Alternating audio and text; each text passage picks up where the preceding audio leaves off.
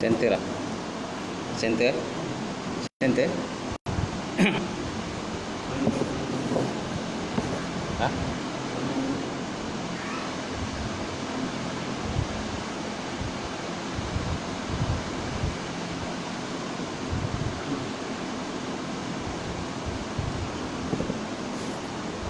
Baik.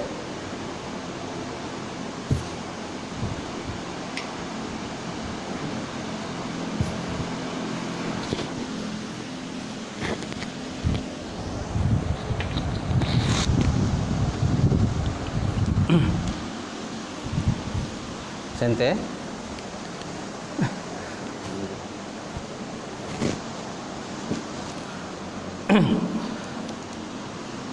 Assalamualaikum warahmatullahi wabarakatuh.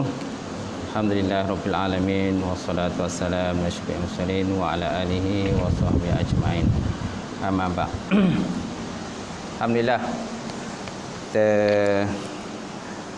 tak apa kuat.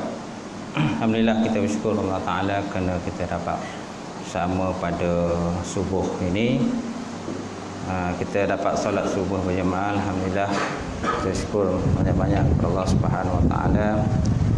Mudah-mudahan Allah Subhanahu Wa Ta'ala senantiasa memberikan kesihatan, keafiatan serta dipelihara kita daripada segala perkara-perkara yang tidak dielokkan, bala bencana, musibah dan sebagainya. Alhamdulillah. Jadi pada pagi ini insya-Allah kita mengisi sikit program kita kurang dalam setengah jam lah, program tazkirah subuh sempena Ramadan ni. Saya pun dah lama tak buat live ni buat semula lah. Jadi dah sekarang kita dah berada pada 13 Ramadan, dan kita telah melalui banyak perkara dalam Ramadan ini. Kita telah berpuasa di siang hari, kemudian bertarawih di malam hari, seterusnya bertadarus, membaca Quran, bersedekah dan sebagainya.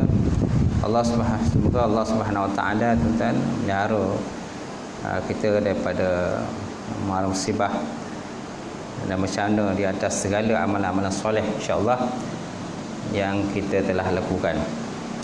Jadi insya-Allah pada pagi ini kita lihat tentang beberapa kelebihan lah yang terdapat di bulan Ramadan ini. Antaranya ialah kalau lihat pada kata Nabi ataupun kata para ulama, dia kata antara sunat yang kita lakukan di bulan Ramadan ini ialah antaranya ta'jilul fitri wa takhirul suhur, iaitulah dengan bersegera berbuka dan kemudian kita melambatkan sahur.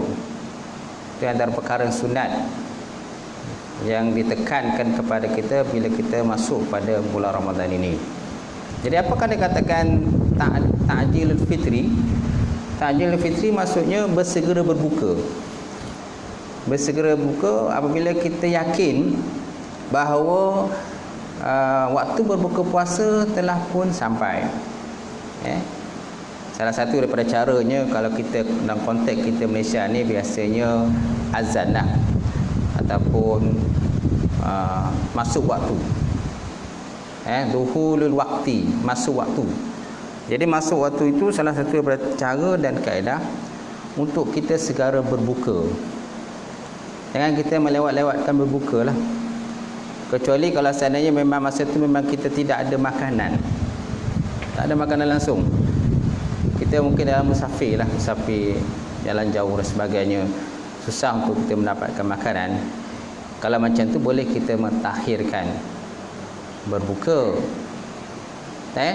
Tapi kalau seandainya kalau kita ada air kosong pun dah boleh berbuka dah. Air kosong aja kita ada. Yang ada kita air mineral je. Itu pun kita digalakkan segerakan berbuka lah. Apabila kita yakin bahawa waktu pun telah masuk. Caranya ialah azan ke, ataupun memang kadang-kadang kita ada jam.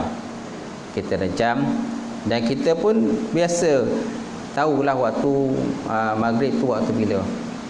Kalau di Malaysia ni, kalau kita Negeri Sembilan ni waktu maghrib sekarang berapa? 7.16, 17. 7.17 tu makna kalau jam kita dah tepat 7.17 terus berbuka lah. Antaranya dengan berbuka yang disunatkan itulah dengan buah tamar. Buah tamar ataupun buah kurma lah. Tak kisahlah kurma apa yang kita ada. Kan? Sekarang ni banyak jenis kurma terdapat di pasaran. Okay? Kurma yang popular ialah kurma ajwa. Kurma Nabi ataupun kurma Rasulullah SAW. Dia yang bulat-bulat kan. Bulat-bulat tu. Kalau yang lonjong tu bukan. Tapi kalau dah tak ada kurma tu, kurma ajwa pun tak ada, kurma yang lain ada, hantam je lah. Jadi kita mendapat afdaliyat ataupun pahala sunat dengan berbuka dengan buah tamar itu. So maknanya apabila kita yakin waktu telah pun masuk melalui tanda-tanda tertentu, contohnya jam ataupun suara azan, ataupun kadang-kadang kita kalau musafir pun ada radio kan, dalam kereta kita pun ada radio kan. So maknanya kita naklah segera berbuka lah. Jangan kita melewat-lewatkan berbuka itu, kecuali seandainya terdapatnya darurat-darurat yang lain ataupun tidak adanya bahan makanan yang diperlukan untuk kita berbuka itu. Hatta kalau ada air sekalipun, maka kita naklah sunatkan buka. Tapi kalau kita ada makanan lain lagi elok, alhamdulillah. Kita ada buat program contohnya iftar jama'i. Iftar jama'i. Pemasuk iftar jama'i tu kan berbuka secara berjamaah, beramai-ramai. Kadang-kadang bila kita berbuka seseorang, kadang tak ramai, tak sonoklah buka seseorang. Bila buka ramai kawan ni memang sonoklah tuan-tuan. Kan? Itu pentingnya jemaah. Alaika bil jamaah. Nabi SAW bersabda, dia kata man lam yashkuru qalil lam yashkuru kasir. At-tahaddatsu bi ni'matillahi syukrun. Man lam yashkurul qalil lam yashkurul kasir. Man lam yashkurun nas lam yashkurullah. Al-jama'atu barakah wal firqah azabah. Kama qala Rasulullah sallallahu alaihi wasallam. Maksudnya at-tahaddatsu bi ni'matillahi syukrun. Kita berbicara ataupun menyebut-nyebut tentang nikmat yang Allah Taala bagi pada kita ini merupakan satu syukur. Maka barang siapa yang tidak bersyukur dengan pemberian yang banyak, yang sedikit, maka dia tidak berterima kasih dengan pemberian yang banyak. Barang siapa tidak bersyukur dengan pemberian Allah, pemberian manusia, maka dia tidak berterima kasih dengan pemberian Allah Subhanahu wa taala. Al-jamaah berkah. Jamaah itu ada keberkatannya. Wal firqah azabah, sedangkan firqah ni orang kata perpecahan, persekitan ni merupakan satu azab dalam konteks azab. Okay? Kata Rasulullah sallallahu alaihi wasallam. Itu sempatnya pentingnya jamaah itu. Jangan kita berpecah belah, jangan bergaduh kan, berbalah di antara satu sama lain. Masing-masing orang kata nak menunjukkan dirinya hebat, dirinya bagus dan sebagainya. Hakikatnya Islam itu disebut oleh Nabi SAW pada zaman akhir ini, akhir zaman ini, kita diumpamakan seperti buih. Macam buih je kita ni akhir zaman ni. Banyak kalau kadang kita pecah belah, bergaduh antara satu sama lain kan. Jadi yang ruginya bangsa lain lah, orang yang non Islam lah yang untung. Yang untung kan kita lah yang rugi. Tahu tak? Nabi SAW pernah menyatakan bahawa umat aku pada akhir zaman ni samalah seperti kumpulan ataupun makanan yang dilingkari oleh manusia. Makanan yang dilingkari oleh orang yang nak makan. Kita ni merupakan seperti makanan yang berada dalam dulang, yang dikelilingi oleh dilingkari oleh orang yang nak makan. Makanan tersebut terdapat dalam dulang itu. Okay. Di perumpamaan dibuat oleh baginda Rasulullah sallallahu alaihi wasallam. Jadi para sahabat menyatakan bahawa adakah jumlah umat Islam pada masa itu sedikit ya Rasulullah? Maka Nabi sallallahu alaihi wasallam kata, tidak. Umat aku pada masa itu besok, akhir zaman itu kumpulannya ramai, jumlahnya ramai, tetapi mereka merupakan seperti orang kata macam buih lah, macam buih di lautan saja. Kemudian Allah Subhanahu Wa Taala mencampakkan perasaan orang kata takut di kalangan orang-orang kafir. Mana orang Muslim ni dia tak takut pada Islam. Sedangkan di kalangan Islam pula terjadinya penyakit wahan. Penyakit wahan di kalangan Islam tadi. Jadi para sahabat tanya Rasulullah, ya Rasulullah, apakah maksud penyakit wahan itu? Penyakit wahan itu maksudnya hubbud dunia. Hubbud dunia wa karatil maut. Cinta dunia dan takut mati. Kerana banyak di kalangan kita ni cinta dunia. Sedangkan dunia ni berapa lamanya kita boleh hidup? Paling tidak pun mungkin 63 tahun. Kalau umur Nabi 63 tahun lah. Ada yang umur 70 tahun, tambah lagi. Ada yang 80 tahun, ada yang 90 tahun. Kalau dah sampai 100 tahun ni tak ramai lah tuan-tuan. Jumlahnya sangat sedikit dah. Itu sebab kata Piramdi itu dia kata jarang-jarang ataupun kadang-kadang lah kita dengar umurnya 100 tahun. Jarang-jarang kita dengar umurnya 120 tahun. Jarang kita dengar lah. Nadir. An-nadir kat Adam. Nadir itu sama macam tak ada. Kata kalau sebut dalam kaedah Arab. Benda yang nadir, benda jarang ni macam tak ada je. Walaupun hakikatnya ada lah, tapi jumlahnya sangat sedikit. Macam tu. Jadi Allah Ta'ala telah mencampakkan penyakit wahan kepada orang-orang Islam itu sendiri. Dia cinta pada dunia dan takut kepada mati. Takut mati ni maksudnya orang kata takut dan mati dalam konteks Islam. Tapi mati dalam konteks bukan Islam dia tak takut. Contohnya mak rempit, tuan-tuan, mak rempit kan. Tengoklah kalau mak rempit tu hati kering, itulah kita kering.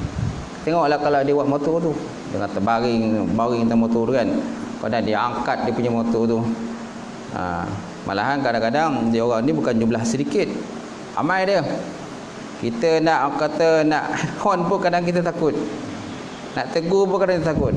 Sebab kita kan di belasah dia berhenti kan di belasah kita ramai. Kita pun mungkin kita kadang ada anak isteri kan, naik satu kereta kan, budak kecil kadang kita tak pasal-pasal kan dah bergaduh pula. Tak tegur pun salah. Tegur salah, tak tegur pun salah. Tak tegur macam kita pun sama juga menanggung dosa sebabkan kesalahan yang mereka lakukan. Dan kalau saya silap, kalau insiden kan, kalau dia mati tak apa, kita pula yang mati. Kita pula bermasalah tuan-tuan. Kita pula masuk ICU. Anak bini kita pula nak masuk ICU dan sebagainya. Kita nak tegur bersalah, tak tegur bersalah. Itulah dalam konteks Islam pada zaman sekarang ini. Dan banyak kalau kita kadang-kadang tak bertegur siapa kan, masing-masing engkau aku. Masing-masing sibuk menambahkan harta dan juga kekayaan. Walaupun tak ada sangat pun kita nak kumpulkan harta. Apalagi zaman sekarang ni tuan-tuan, dalam konteks kita ni kalau kita nak dapat sesuatu mesti terpaksa berhutang. Tak berhutang tak dapat. Nak beli rumah tak berhutang tak dapat beli rumah. Nak beli kereta besar, kita kadang-kadang nampak kawan tu pakai kereta besar tapi hutang juga. Sama macam kita juga, kita pun hutang juga, dia pun hutang. Kalau kita ada duit, bayar habis, tu lagi elok. Tapi kalau kita tak ada duit pun orang kata sampai porek-porek, apa kata, ongap-ongap macam tu je lah. Jadi tak tombuih lah dia punya tu, ongap itu tak habis. Jadi terpaksa berhutang, beli kereta berhutang, beli rumah berhutang, beli motor berhutang kan. Anak-anak belajar pun kadang terpaksa pinjam sana pinjam sini dan sebagainya kan, untuk memastikan anak-anak kita berjaya. Tuan-tuan, tapi bukan dalam konteks macam itulah kan. Maksud ini ialah orang yang memang ada duit, kemudian dia tak bercampur pula dengan masyarakat tuan-tuan kan. Tapi bila susah besok, kita yang inilah yang terpaksa menguruskan mereka. Kadang kita kesian juga bagi sahabat-sahabat kita tu. yang tidak campur dengan masyarakat, kan, tak datang ke rumah Allah Taala, tak datang ke masjid dan sebagainya. Nak buat macam mana, kan? Mungkin Allah Taala tak bukakan hati mereka. Tapi dalam konteks Islam pula, Nabi SAW bersabda, balighuni walau ayah, sampaikan daripada-Ku walaupun satu ayat saja. Walaupun satu ayat, sepatah perkataan saja. Yang penting kita dah menyampaikan kepada orang-orang yang jauh daripada rumah Allah Subhanahu Wa Taala, ataupun orang-orang yang jauh daripada, kan, rahmat Allah Subhanahu Wa Taala ni. Okey, kita kembali pada yang tadi. Jadi sunatkan kepada kita itu ialah segera berbuka.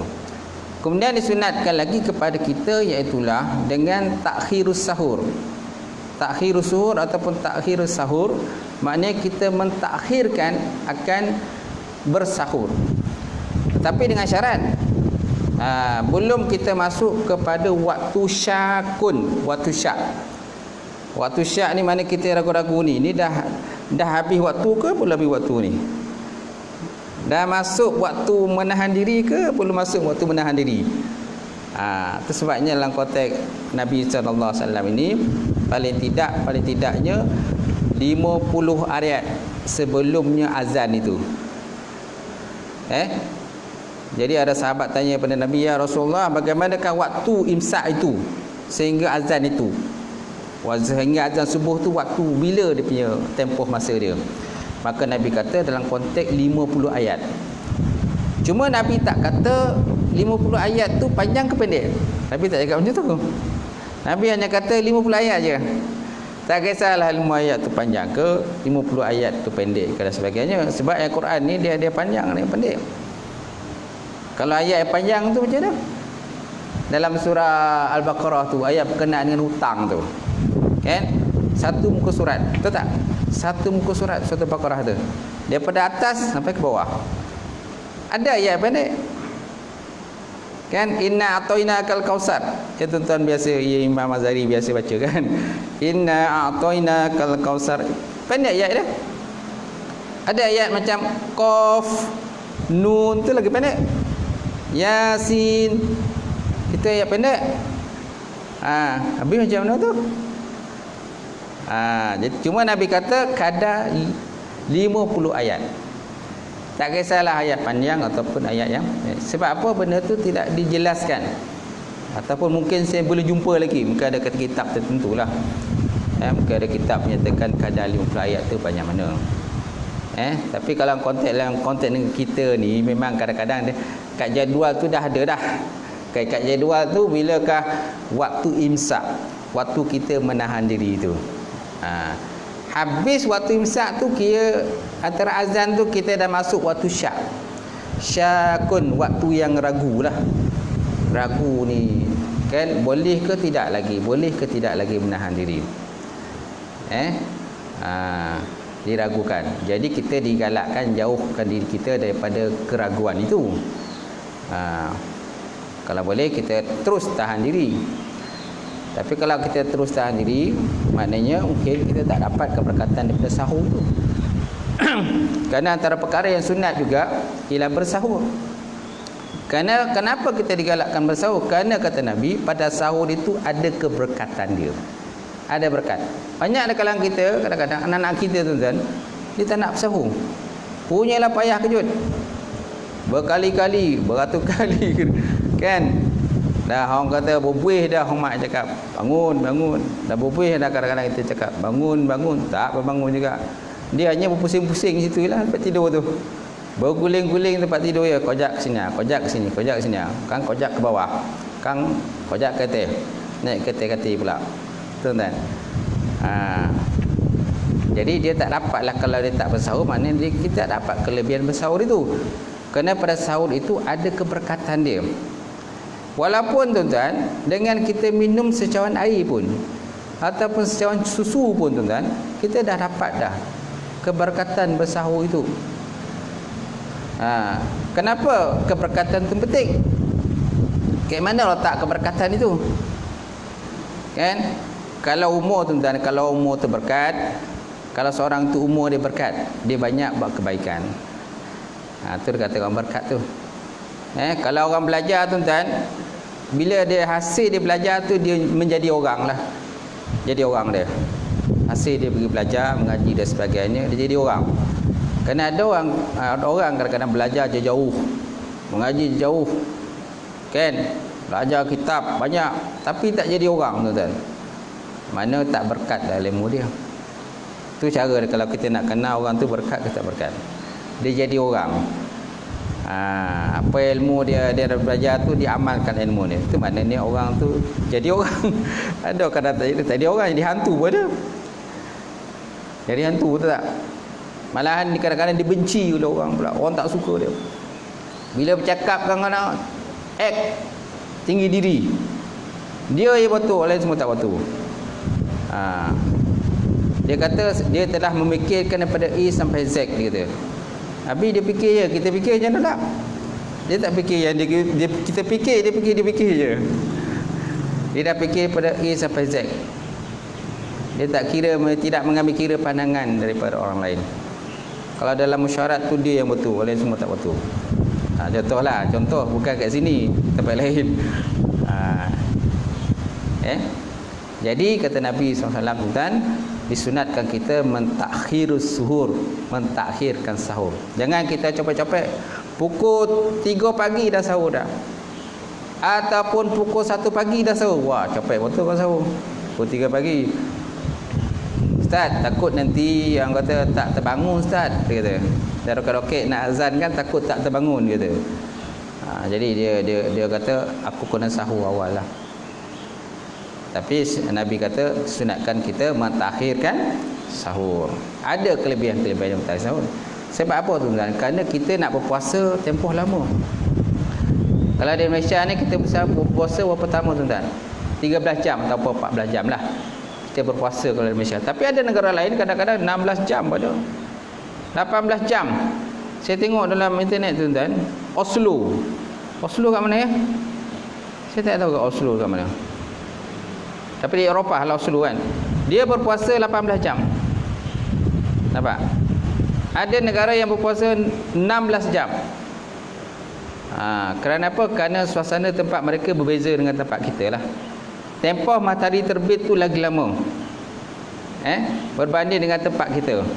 So maknanya kalau mereka berpuasa 18 jam, so maknanya jihad mereka lagi lama berbanding dengan kita. Pahala mereka dapat lagi lama berbanding dengan kita, lagi banyak. Tapi mereka tak pernah merungut. Kita pun kadang-kadang berpuasa sepuluh hari dah merungut, lapar lah, kemudian jumpa doktor, gastrik lah, kan, macam-macam lagi alasan-alasan kita dengan tujuan tidak mahu berpuasa. Sedangkan puasa tu dah diwajibkan. Ya ayyuhallazina amanu kutiba alaikumusiyam kama kutiba alal ladzina min qablikum la'allakum tattaqun. Kan, mudah-mudahan kamu bertakwa kepada Allah Subhanahu wa taala. Pemakna takwa intisarul awamirillah wa ijtinabu nawahi fi sirri wa alaniyah. Menjunjung tinggi perintah Allah Subhanahu wa taala serta meninggalkan segala tegahan larangannya fi sirri wa alaniyah, sama ada orang nampak pun orang tak nampak. Kerana puasa ni antara kita dengan Allah. Betul tak? Kalau semayang kita nampak, oh kau tak semayang, tahu kau ni tak semayang ni, tak pernah nampak kau semayang dah. Kan? Tak pernah nampak kau semayang. Kopiah pun kita ada ke? Kalau datang rumah kau tak pernah nampak kopiah. Mana tak pernah semayang.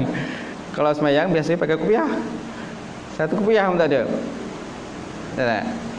Tahu kan orang, kita biasanya dapat tahu kan orang ni solat ke tak solat. Betul tak? Jadi puasa ni sama ada orang nampak ke tak nampak, kita tetap berpuasa. Ada orang yang bila orang ada dia berpuasa, bila orang tak ada dia dah curi makanan. Dia curi makanan. Kalau kat rumah dia malu nak makan, sebab rumah yang tegur dia, ni apa ni abang tak makan ni, apa ni abang ni tak puasa ni. Umur dah orang kata separuh abad pun tak puasa lagi. Anak pun dah ramai, dah puasa panjang, tapi abang tak puasa-puasa lagi. Macam mana bila abang nak berubah ni?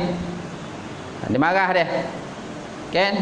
Dia tinggal rumah pergi keluar, cari kedai makan. Tengok kedai non muslim yang sudah buka tu, dia masuk dalam tu. Kalau nasib baik, okeylah. Tak ada orang nak tangkap. Kalau nasib tak baik, puasa datang, diserbu tengok siapa orang Islam yang makan ni.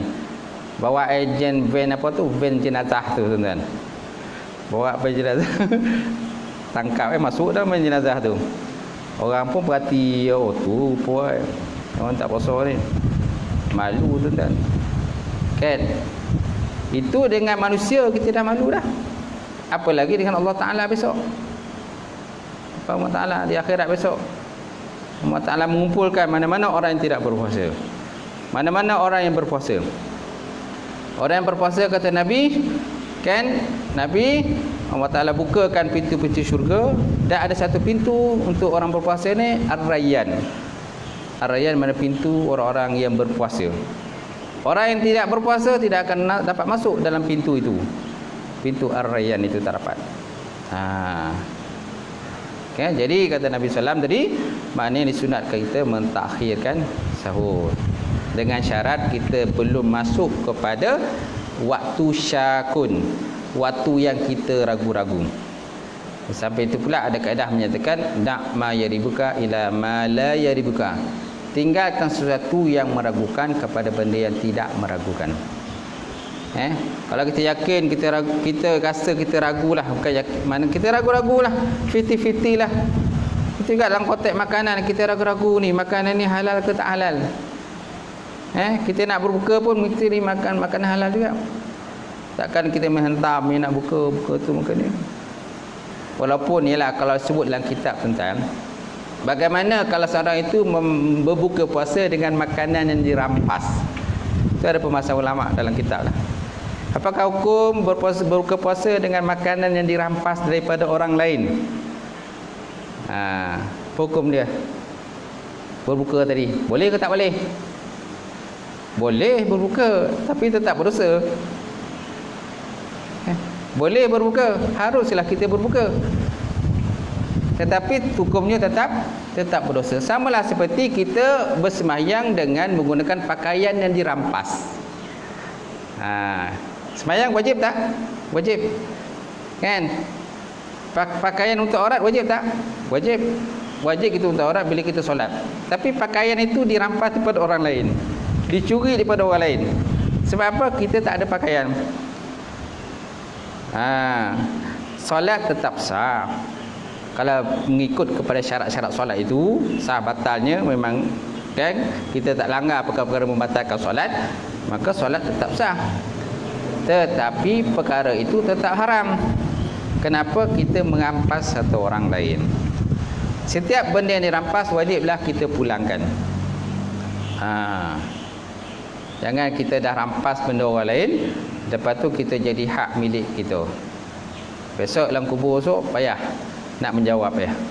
Malaikat pun tanya, ni daripada mana kau sembahyang dulu, pakai kain siapa? Kata, saya pakai kain apa, pengurusi surau Haji Mak Zain, kata. Curi dia punya. Kain ni banyak yang bayan tu, lawa-lawa kain ni, kan? Kita apalah ambil lah satu. Okay. Ustaz Muhammad kata suruh pendatang surau semayang, asal lahir saya tak ada kain, jadi saya lalulah depan Haji Mak Zain, nampak kain yang lawa-lawa, saya pun curilah. Dengan kain itulah saya gunakan untuk datang solat berjemaah di surau. Jadi sembahyang tu tetap sah, tetapi perbuatan itu tetap haram, dia tetap berdosa.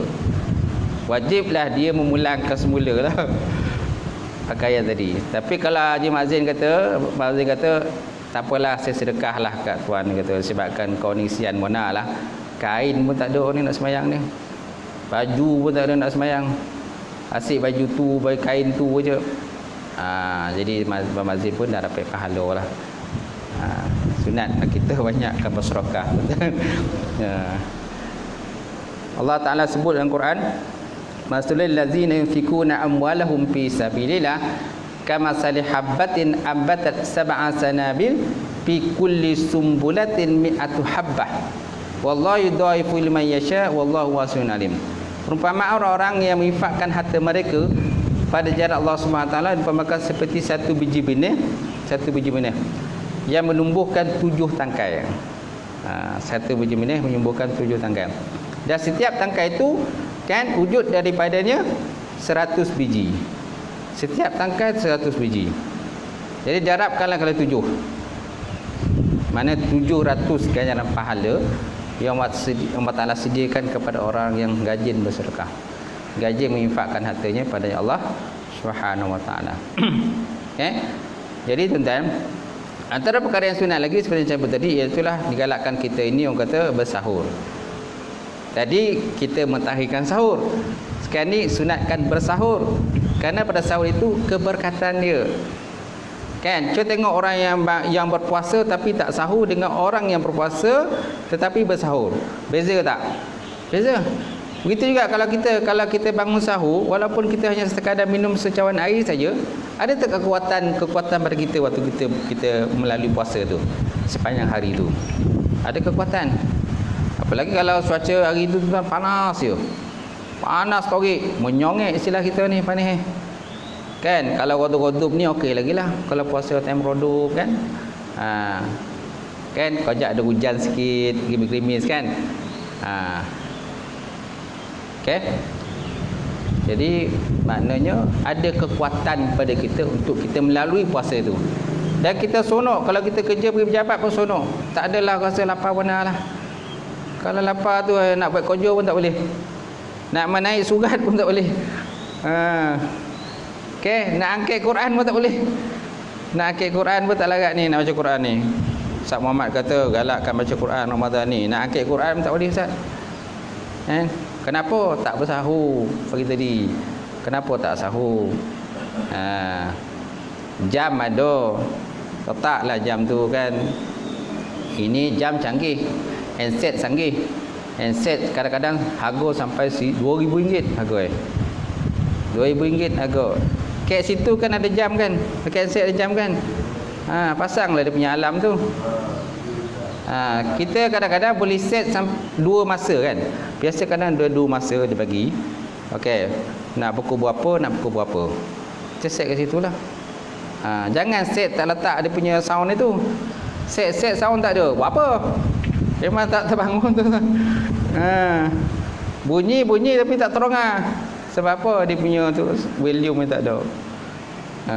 Jadi kalau kita set tu pastikan volume ada. Maknanya betul-betul tepat dia berbunyi. Maka kita jangan dia dah bunyi kita pun tak bangun-bangun. Jadi alamat lopai malang lah istilah kita. Istilahnya lopai malang. Okey. Jadi digalakkan kita berbuka. Kemudian digalakkan kita berbuka dengan buah tamar. Buah kurma. Tak ada buah tamar, benda-benda yang manis lah. Pisang ke, kan? Air yang manis. Digalakkan kita berbuka puasa dengan benda-benda yang manis. Jangan benda-benda tawar. Tapi kalau tak ada benda manis, tak je lah. Yang ada air mineral je. Air mineral je lah. Kalau ada benda manis tu lebih digalakkan lah. Tapi banyak makan benda manis pun tak boleh. Apa alamatnya kalau banyak makan benda manis? Ya. Kucing manis lah. Darah manis tak apa. Macam orang baru berkahwin ke darah manis. Manis darah kan. Sampai somut pun urung dia. Baru menikah. Tapi jaga-jaga juga kalau menikah bulan puasa ni. Takutkan terbabas. Terbabas di siang hari. Kalau terbabas siang hari kan nak kena kefarah pula. Puasa 2 bulan berturut-turut. Sanggup kau nak puasa 2 bulan berturut? Tak boleh. Kalau putus ulang balik. Fazil nak cuba boleh lah.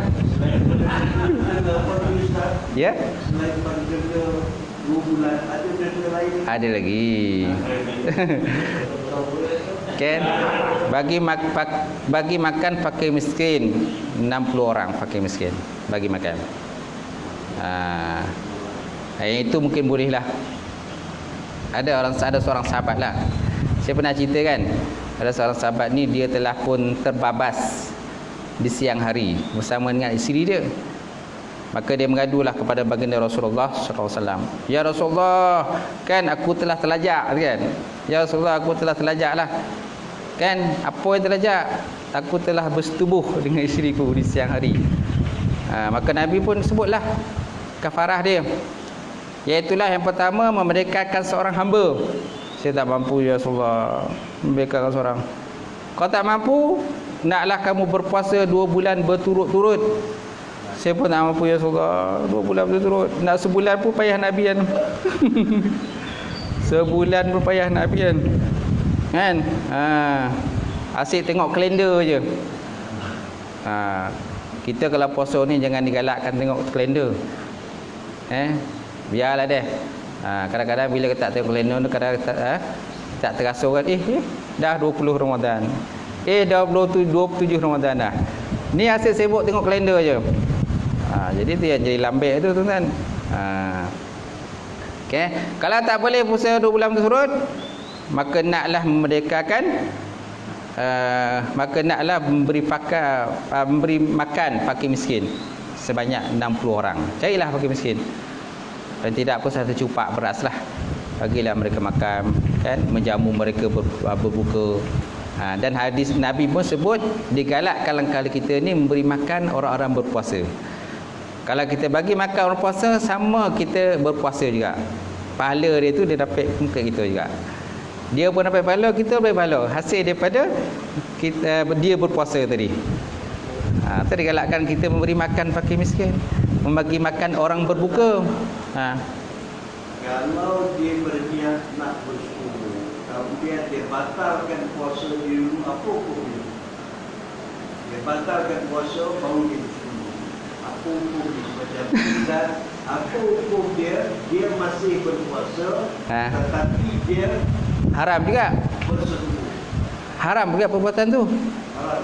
Kerana bulan puasa kita kena berpuasa. Kutiba alaikumusiyam, diwajibkan kamu berpuasa.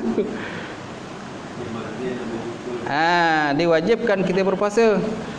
Kalau dia niat, kalau dia buat contoh dia batalkan puasa dulu, lepas tu dia berbuka, dia bersetubuh dengan isteri dia, tetap perbuatan tu haram.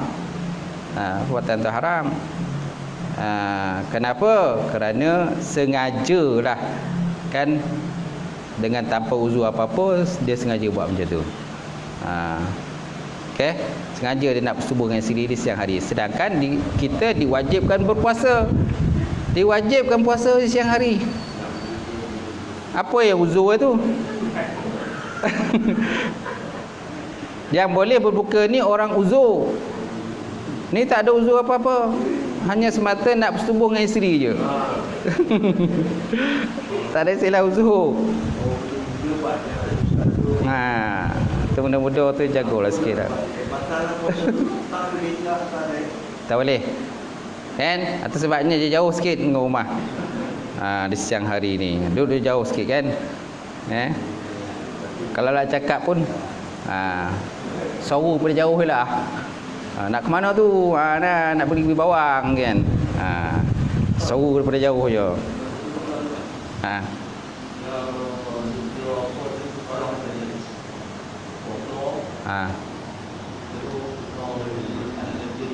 Okey.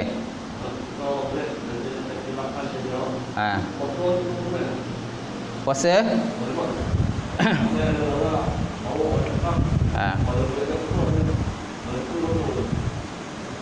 Tak perlu puasa sebab kita dah buat benda tu.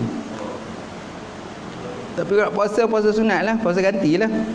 Tak perlu puasa ganti pun sebab kita dah buat benda tu. Sebab kita dah bagi makan fakir miskin. Supaya keparah.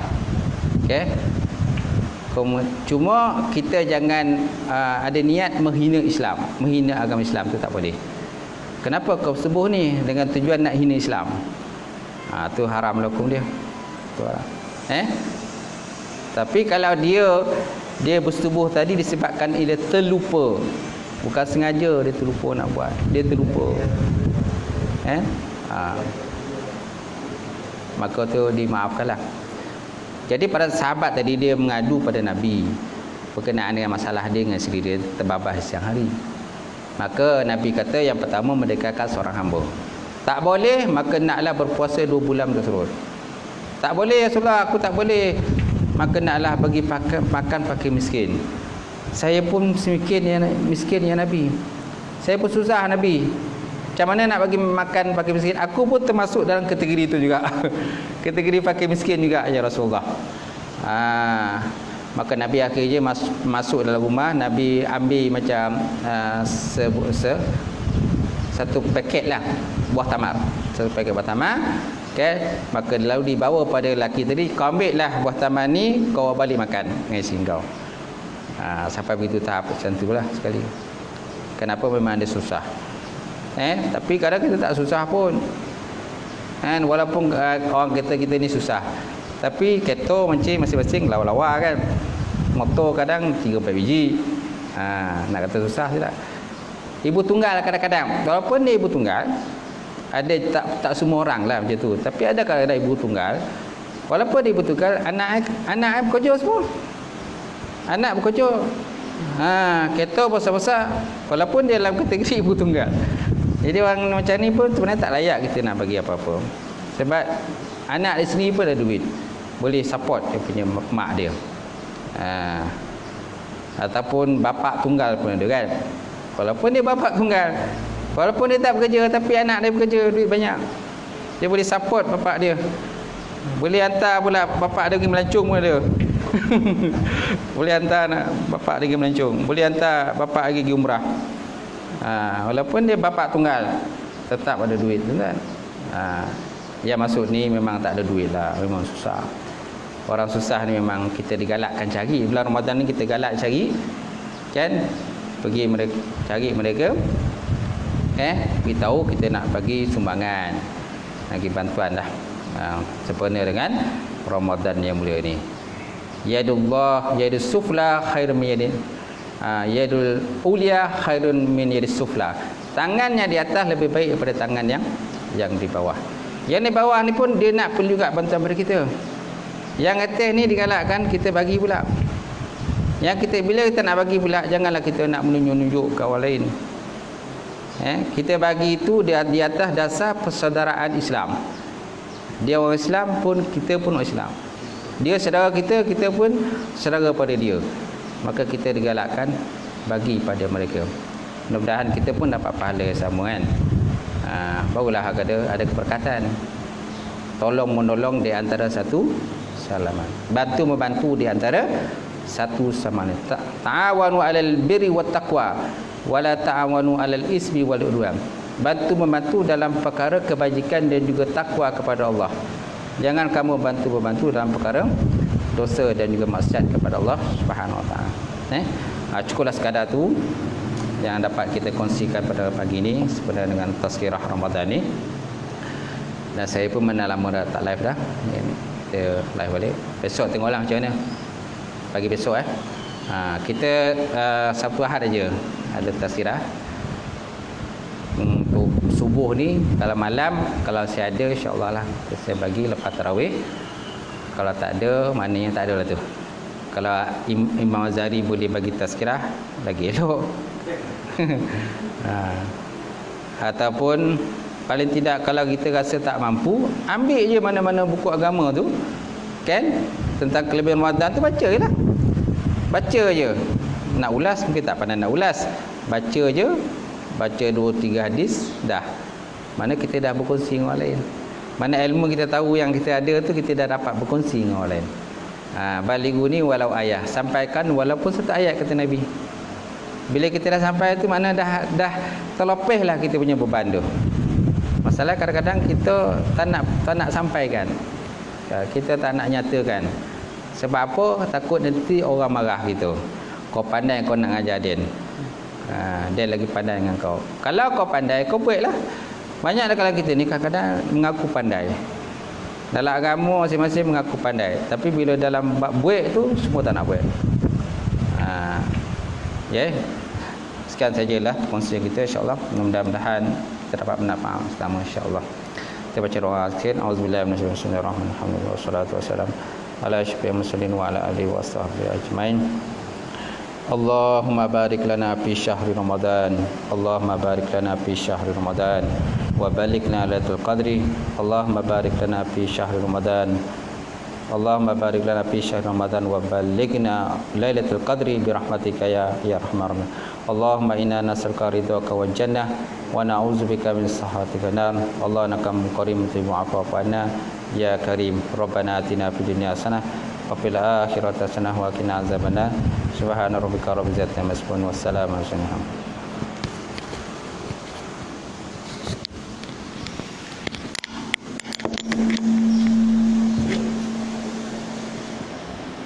Zari, tekan finish. Ada finish tak? Finish. Ada.